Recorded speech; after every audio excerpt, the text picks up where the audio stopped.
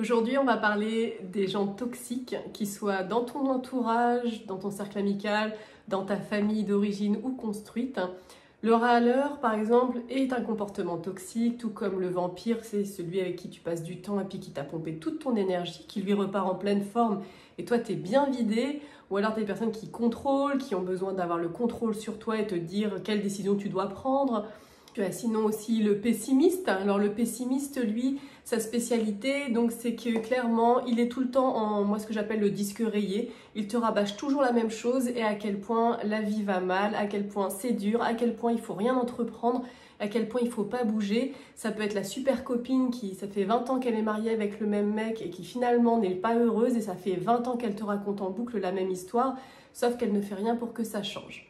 Donc on l'aura compris. La personne toxique, elle peut vraiment avoir plusieurs profils. Maintenant, on va voir comment on fait pour gérer ces profils. Alors, une des premières choses que tu peux faire, c'est commencer par demander à la personne quelle est son intention. Par exemple, tu es avec quelqu'un de toxique que tu connais bien, de ta famille ou autre. Et voilà, on a des spécialistes comme ça autour de soi qui nous balancent des pics un peu gratuitement ou alors des petites blagues bien cassantes sous un air d'humour qui finalement font beaucoup de mal, surtout si tu as une tendance hypersensible. De fait, la première question que tu peux leur poser, c'est en fait, pourquoi tu me dis ça? C'est quoi ton intention? Et là, en fait, ça te permet de reprendre le lead de la conversation et pas de faire pomper ton énergie. Parce que quand tu dis rien et que tu laisses faire, généralement, qu'est-ce qui se passe? C'est toi qui vas ronger ton frein toute seule dans ton coin, alors que l'autre personne est déjà passée à autre chose, elle a juste déversé ce qu'elle avait besoin de déverser. Quand tu l'interpelles en lui demandant pourquoi tu me dis ça, c'est quoi ton intention quand tu me dis ça, ça te permet toi de reprendre ton pouvoir personnel et puis d'attendre les explications de la personne.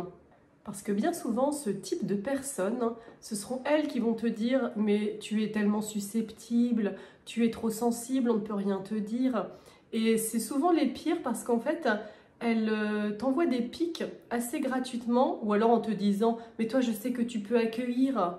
Ben, en fait, non, je ne peux pas accueillir, j'ai mes limites comme tout le monde, je suis humaine. C'est des choses qui se voient très très fréquemment parce que la toxicité, c'est pas forcément de la violence physique ou verbale, ça peut, hein, bien évidemment que ça peut, ça c'est dans les cas extrêmes, hein, ou même je me fais insulter ou ce genre de choses. Mais des fois, en fait, c'est sous le coup de « je suis ton ami, donc je vais te dire, et du coup, je vais maîtriser un peu ta vie, je vais te donner mon avis sur des choses sur lesquelles toi, tu lui as rien demandé, tu n'en veux même pas de son avis. » Et de fait, tu te retrouves dans une situation où l'autre, en fait, déverse sur toi alors qu'à la base, toi, tu n'as rien demandé. Et alors justement, donc une des choses à faire aussi, c'est poser ses limites. Déjà poser ses limites intérieures en reconnaissant ses besoins. Quand je suis en lien avec cette personne, est-ce que je peux la tolérer 1 heure, une demi-heure, 2 heures? Quel est en fait déjà au niveau timing ce que je peux tolérer d'elle? Parce qu'encore une fois, on n'est pas obligé de se couper de toutes les personnes qu'on estime être toxiques. On peut mettre une certaine distance et puis on peut apprécier certains côtés d'elle et pas d'autres. Donc c'est savoir déjà moi au niveau timing, qu'est-ce que je me donne. C'est la première chose. Après, on peut aussi donner les règles du jeu quand on est avec cette personne et dire non, là tu vas trop loin, c'est pas ok, en fait ça je t'autorise pas. Là tu dépasses pas cette limite. Mais avant tout, ça va être important d'être clair avec soi-même sur ce que je veux. Donc c'est vraiment réfléchir à la relation. Est-ce qu'elle me dessert ou est-ce qu'elle me fait du bien? Est-ce qu'elle me tire vers le haut? Est-ce qu'elle draine mon énergie? Si la réponse, elle est vraiment, elle draine mon énergie, là, il vaut mieux carrément stopper la relation. C'est hyper important d'être bien entouré dans sa vie, d'être entouré de gens qui nous tirent vers le haut, d'avoir des gens inspirants qui peuvent nous servir de modèle ou autre, de façon à pouvoir justement nous-mêmes s'épanouir dans notre vie, d'aller vers ce qui nous motive comme objectif. Plus je suis entourée de gens qui sont négatifs, parasitants, bah moins je vais réussir à aller vers mes objectifs de vie. Donc vraiment l'idée là, c'est regarde ton cercle amical, regarde ton cercle familial, professionnel, regarde où est-ce que ça se joue et comment je fais pour mettre des limites hein, et puis commencer à envisager les choses différemment pour pouvoir moi me tirer vers le haut. Et de fait, j'en arrive à une autre règle, entre guillemets, pour réussir à gérer les gens toxiques, justement, c'est les éliminer de ta vie. Alors cette règle-là, elle n'est pas hyper confortable forcément. Autant poser ses limites ou recadrer, poser des questions, jusque-là ça va. Mais quand c'est des gens, surtout quand c'est des gens de ta famille, là ça devient pas facile. C'est-à-dire que tu peux pas, en fait, dans ta vie, parce que déjà ta vie elle est super courte, elle passe hyper vite, tu peux pas être entouré de gens qui te parasitent, qui t'empêchent d'accomplir tes rêves.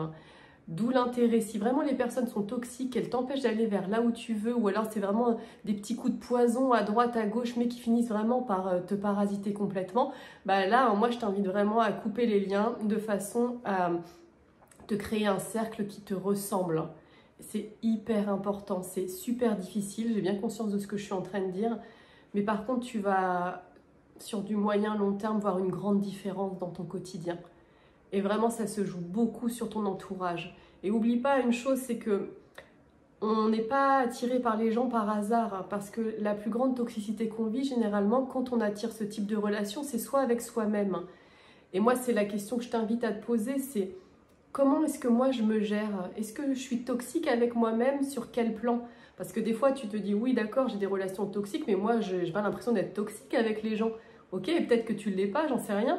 Mais ce que je peux te dire, c'est que bien souvent, c'est pas avec l'extérieur que ça se joue, c'est avec soi-même. Et là, ça va être important de regarder tous tes différents domaines de vie et te dire, ok, dans quel domaine de vie je ne me respecte pas? Dans quel domaine de vie je ne réponds pas à mes besoins?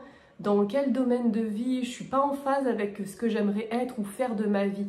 Et là, en fait, tu vas commencer à voir là où tu es toxique avec toi-même. Et bien souvent, ça se joue, ça, initialement dans ta famille, hein. Dans ta famille d'origine, avec tes parents, dans ta fratrie ou peut-être les grands-parents, les oncles et les tantes. Regarde bien où est-ce que tu as eu des relations avec des gens peut-être de ta famille qui ont été toxiques avec toi. De fait, quand on est enfant, on grandit avec le mimétisme. Donc automatiquement, s'il y a eu de la toxicité familiale, bien entendu que moi je vais avoir des comportements toxiques à l'âge adulte, je vais en développer. Souvent c'est complètement inconscient.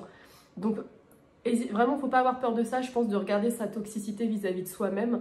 Parce que bien souvent, quand on a vécu, tu n'as pas envie d'être toxique, tu fais gaffe à ne pas être toxique avec tes propres enfants, avec ton entourage, avec ton mari, ta femme, machin. Mais ça se retourne contre soi. Et moi, je le dis souvent, mais on est notre plus grand ennemi, hein. Donc quand tu commences vraiment à t'intérioriser et regarder, faire le tri là où ça se joue, c'est là où tu vas pouvoir commencer à transformer. Parce que généralement, c'est que tu es en train de combler un vide intérieur. Et donc ce vide, c'est bien de le regarder, de le conscientiser, de savoir voilà, avec quoi je vais le remplir et où est-ce qu'il se joue dans ma vie.